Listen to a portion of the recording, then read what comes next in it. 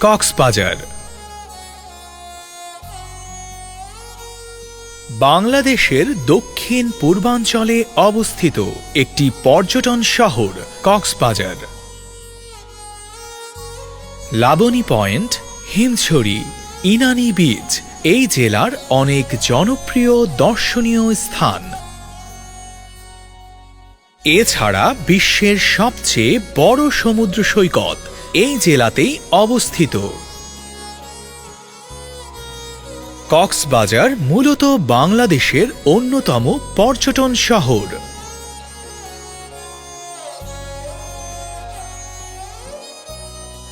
তাই সারা বছর এখানে মানুষজনের আনাগোনা থাকে।